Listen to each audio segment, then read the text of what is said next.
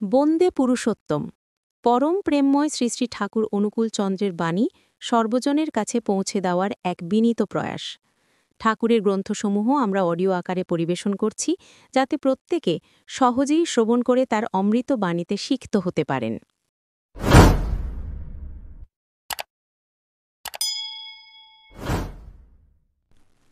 আলোচনা প্রসঙ্গে প্রথম খণ্ড, পৃষ্ঠা ৪৭ থেকে ৫১। ১৯শে আষাঢ় ১৩৪৭ বুধবার, ইং ৩/৭/১৯৪০।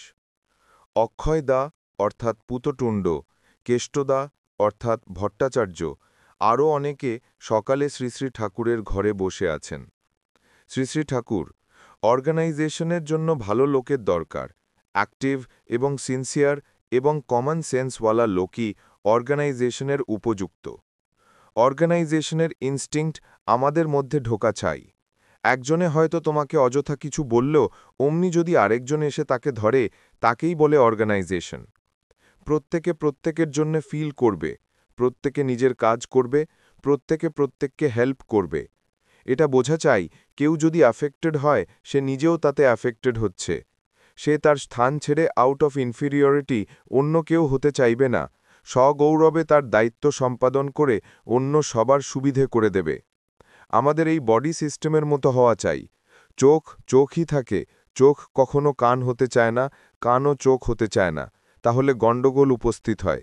প্রত্যেকটা প্রত্যেকটা পার্টকেই হেল্প করে, নিজের কাজ করে যায়, জানে, তাহলে সমগ্র শরীর নিয়ে নিজেও দুর্বল হবে, মারা পড়বে। এতখানি অটোমেটিক হওয়া চাই।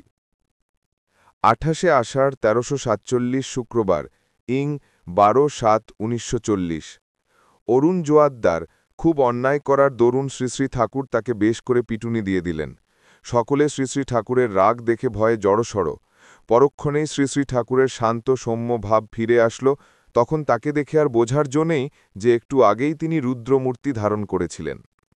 রাধারমণ দা অর্থাৎ অরুণের বাবু এলেন। শ্রী শ্রী ঠাকুর বারবার বলতে লাগলেন, মা বাপের উপরই সবকিছু নির্ভর করে। যখন শাসন করার দরকার তখন শাসন করে না, যখন নিজের অসুবিধা হয়, নিজে বিরক্ত হয়, তখন সহ্য করতে না পেরে রাগের বশে অযথা শাসন করে। আমরা ছেলেপেলের মঙ্গল চাই না। বাপ ছেলেকে শাসন করলে মা হয়তো তাকে গালাগালি দেয়, তারপর ছেলের সামনেই হয়তো বাবা মাকে মারতে যায়, মা বাবাকে গালাগালি দেয়।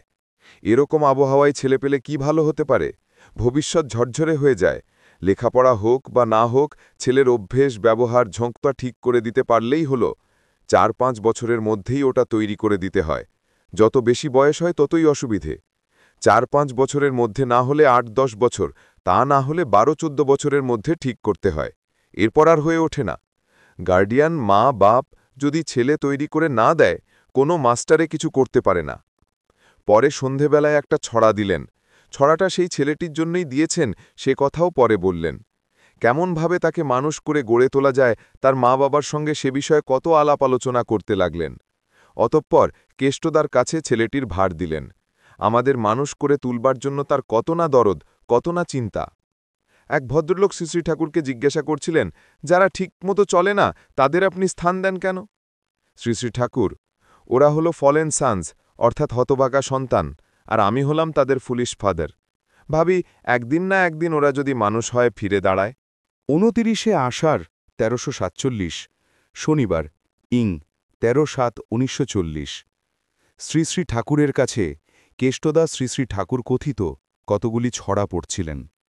শ্রী শ্রী ঠাকুর একটা ছড়ার ব্যাখ্যা প্রসঙ্গে বললেন, কারো অদ্রোহ প্রতিষ্ঠা হলে সে শত্রুদের মধ্যে সহজেই মিল করতে পারে।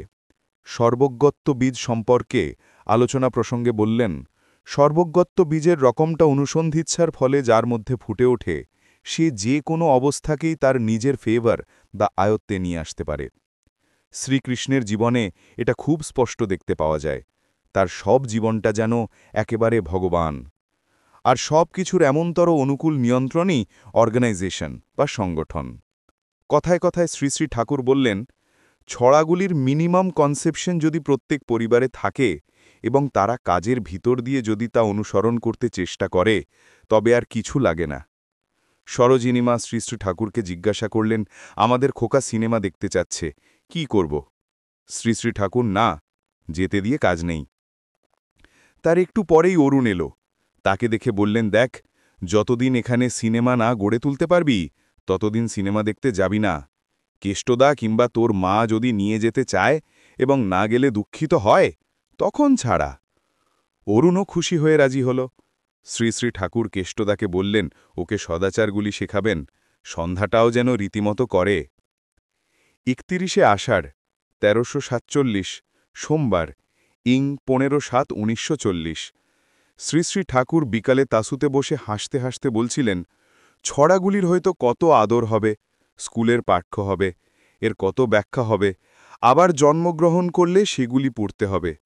হয়তো ব্যাখ্যা বুঝতে পারব না, মার খেতে হবে মাস্টারের কাছে, সেই জন্যই কি এইগুলি লিখছি। কেষ্টদা মনুসংহিতা থেকে শ্রী শ্রী ঠাকুরকে পড়ে শোনাচ্ছিলেন। স্ত্রী, আয়, ব্যয় সমস্ত বিষয়ের দায়িত্ব গ্রহণ করবে। শ্রী শ্রী ঠাকুর বলতে লাগলেন, বউ হওয়া কি সোজা কথা? সুধা এদিক থেকে অনেকখানি। রুক্মিণীর কথা শুনেছি, সে নাকি এমনভাবে সব ঠিক করে রাখত যে কেষ্ট ঠাকুরের কিছু ভাবতেই হতো না।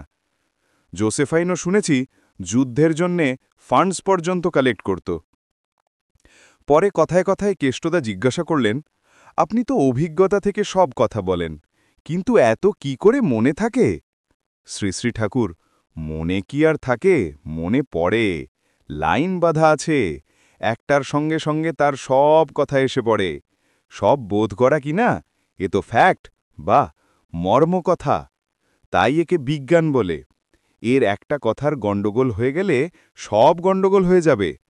যা যা নিয়ে একটা কিছু হয় অন্যান্য সবটার সঙ্গে সামঞ্জস্য রেখে মায়া মেকানিজম শুদ্ধ মটোগুলিতে দেওয়া হয়েছে। এই সত্ত্বেও যত দূর পারি সহজ করতে চেষ্টা করেছি বরাবর। সন্ধ্যাবেলায় প্রফুল্লকে ডেকে বললেন, দুটো জিনিস, আইডিয়াল ও ইউজেনিক্স বা বিবাহবিধি ঠিক থাকলে ব্যালেন্স বা সমতা ঠিক থাকে। একটু পরে গম্ভীরভাবে নিশ্চয়তার কণ্ঠে বললেন, দেখ, ইষ্টস্বার্থ প্রতিষ্ঠাপর হয়ে যজন যাজন ইষ্টভৃতি করে যাওয়াই সব। এর জ্যাল্লা যার যত বেশি এবং বৃত্তি যার যত নিয়ন্ত্রিত সেই তত বড়। যারা বড় হয়েছে তারাই কোনো না কোনোভাবে এটা করেছে। অনেক রাত্রি একটি দাদা শ্রী শ্রী ঠাকুর গিয়ে একটি অভিযোগ জানাতে আসেন। তখন সেই সঙ্গে সংশ্লিষ্ট কয়েকটি ভাইকে শ্রী শ্রী ঠাকুর ডেকে পাঠান। তারা আসলে অভিযুক্তাকে শ্রী শ্রী ঠাকুর বলতে লাগলেন, যখন শুনেছিলে তখনই শুনে নেওয়া উচিত ছিল। সত্যি ব্যাপারটা কি মিটমাট করে ফেলা উচিত ছিল। 3 মাস ধরে তোমার মনের মধ্যে এইসব অনুযোগ মজুদ হয়ে তোমার মাথা গরম হয়ে উঠেছে। মানুষের কথায় বিশ্বাস করতে করতে তোমার বিশ্বাস সহজ হয়ে গেছে। এখন সবই তুমি বিশ্বাস করতে পারো। কেউ যদি বলে যে আমি তোমার সর্বনাশ করতে চাচ্ছি, তা তুমি বিশ্বাস করতে পারো, কিন্তু তোমার সম্বন্ধে সে কথা কেউ বললে আমি বিশ্বাস করতে পারি না। সংশ্লিষ্ট একটি দাদাকে বললেন, পরের কাছে শুনেই তুমি চটে গেলে, কিন্তু বেকুব, তুমি বিনীতভাবে সব কথা ওকে গিয়ে খুলে বলতে পারলে না। তা না করে অযথা যার তার কাছে স্পর্ধা প্রকাশ করতে লাগলে, এটা ভালো করোনি। আরেকজনকে লক্ষ্য করে বললেন, এরা এমন হয়েছে যে একজনের কথা আরেকজনকে এমন করে বলবে যাতে বিরোধ বাঁধে, পরস্পরের মধ্যে মিল যাতে হতে পারে সেই দিকে যাবে না। এই রকমটাই সংহতি নষ্ট করে। অমিলের নিরসন করে মিল করতে পারাই তো কৃতিত্ব। সেই বুদ্ধি যদি না গোজায় সকলেরই ক্ষতি। পরবর্তী ইষ্ট প্রসঙ্গে শুনতে নেক্সট বোতাম চাপুন ও নিচের ডেসক্রিপশন ফলো করুন। চ্যানেলটি ভালো লাগলে লাইক করুন।